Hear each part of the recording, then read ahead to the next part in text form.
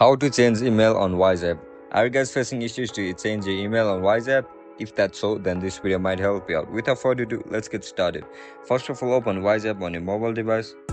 Once you open the WhatsApp, now look at the top left corner of your screen where you can see a profile icon. Click on it. Now scroll down and tap on personal details. Now click on second option, email address. To change your email address, you need to enter your new email address over here. Once you write down your email address, click on continue.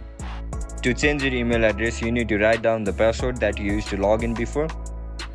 Now click on continue. Now go over your email address and verify your email. And that's it guys, that's how you're gonna change your email address on WhatsApp. If you guys found this video helpful, don't forget to like, share and subscribe to our channel. See you in the next one. Bye bye.